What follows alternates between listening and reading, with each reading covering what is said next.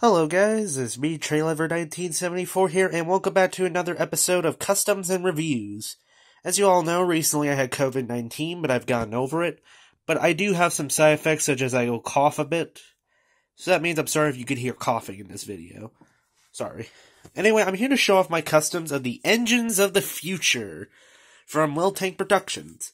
I actually did ask him permission in order to remake these, because he said it was perfectly fine. I didn't need to ask him, but, you know, I'd rather be safe than sorry to ask. I'd rather ask him first, because I feel better about myself. Anyway, the first custom I made was Thomas. How I did it was, I unscrewed him, and then I started painting his body. Thankfully, I had the right blue for his, bright color that he does in the videos. I gave him black lining. I also gave him his number 1 on each of his sides. The hardest part, I would say, was getting the lining on top of here, trying to be careful not to hit the domes. I also gave him cab windows and his whistle. I also did his back cab. Touched up his coal. I also gave him a white running board. As you notice, his paint on the sides of his running board are wearing off a bit, but that's fine. I also touched up his eyebrow a bit, trying to give him that smug look. I also touched up his buffers, and I gave him a white running board. And that was Thomas. Now for Gordon. Gordon was the second one, but he was a bit more harder to do, since from what I found out, you can't actually unscrew him. So this meant was that I would have to pay him on.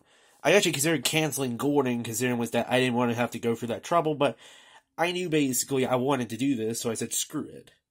I was also going to do James, so I actually asked Will Tank to see if I can get some pictures of Gordon and James. This way I can do that, but we'll get to James in a bit. Anyway, how I did Gordon.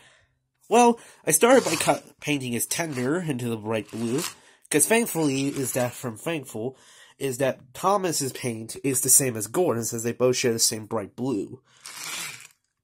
Anyway, I then painted his boiler and cab the same colors, gave him multiple coats and let him dry, and now he looks good. I then painted his lining. I did his lining next. I gave him the lining on his boiler, including on his, firebox. Gave him cab windows. I know I didn't give him a whistle. Don't say anything. I also did the lining on his cab and his tender.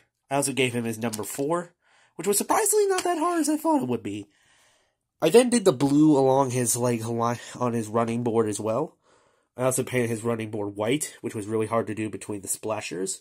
I also gave lining on the splashers. And that was...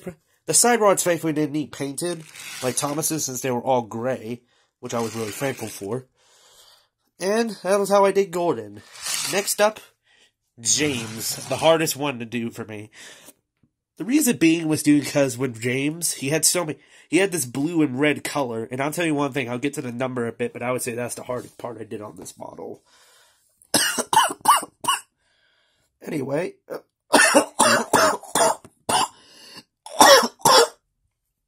Sorry, I'm so sorry about that. This is really unprofessional, but anyway. I started by painting his red. I painted him all red first. So this way I can get the boiler and that painted. I had to had to try to make sure I got the right type of red, which was thankfully right. Right, as you notice, it's a bit, smudgy. I don't know what was wrong with the red paint I used. I guess because this was an old Earl model, it might have been the cause. But anyway, after I finished the red, it was time to paint the blue. Thankfully, this blue was the same thing as I used for the running boards on Thomas and Gordon. But I tell you, this was difficult at first. I painted onto the sides, including the splashers. I also then started on the firebox, and the cab. The cab, I would say, is the hardest part, because I wanted to make sure I got everything right with it. I also got down here and got down there. I also added the lining on the tender. This part I will get to in a bit, though. I also touched up his tender with black for his coal. I also touched up his cab roof. I also painted his dome gray. I also touched up the black here. The face didn't really need that much. I touched up his buffers black, and that was how I did everything. Including, since I was able to take him apart, I was able to get these parts black as well. Now for the number. The number, surprisingly, was the hardest part to do on this, since I had to redo this multiple times. And every time I broke the model, like the paint would get all I had to get a napkin and wipe up the paint. Then I would have to repaint it. Like, over here, I had to do it almost like 5 times. Heck, get it? 5? But it was actually 6. 6 times I had to redo this. And then I finally landed on the 5s I liked. I know they're not exactly professional like they are in the videos, but come on guys, don't judge me. The numbers are hard to do, especially with a toothpick. That was how I was able to get most of these models, because when you're doing these, you have to be extra careful. You want to get everything perfect. But I had to use a toothpick for all the line, which made it very, like, stressful. So yeah. I then did the lining on James after I got the number done, such as I did the black around his firebox, the splashers, and his cab. His side rods, I just gave them a bit of a touch-up again, since they were red, so I gave them a touch-up of gray. And that was James. And now for the last one so far, Percy. Percy was the last one I've done so far. I do plan on doing Duck soon, as soon as I get another Ertl Duck. Anyway, was that with this Percy, I actually asked Weltank for a picture of the Percy, and I noticed he had a bit of a brighter green. So I actually got on Discord with somebody, a friend of mine on Discord, who actually really does like the Engines of the Future customs I've done.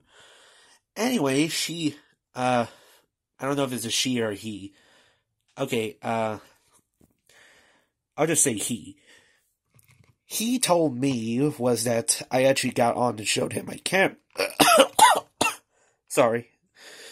I actually asked him about the paint, and he chose this, like, lime green color, which was the brightest green, which was suited for him. I painted the body green, I let it dry, gave him multiple coats, and he looked perfect. Now it was time for the running board. Thankfully was that he too came apart. Seemed the only one that didn't was Gordon. But anyway, I was able to get his, like, stepladder here green. I also did the running board again in that blue color. I also did the lining on his boiler. I also touched up his whistle and dome with gray. Touched up his smoke box with black. Gave him a cab windows. Also touched up his cab and coal bunker black. His buffers black. And I also made his running board white. Then for the 6, I used a toothpick again, but it was surprisingly easier. I see said the only hard one to do was James. Huh. And that was Percy. And that is all of my Engines of the Future customs. The 2 diesels that appear in the show, I'm not too sure I'll do them. Considering was that I don't know exactly what I'm going to use for them. I might actually get into a call, because I'm friends with Weltank on Discord.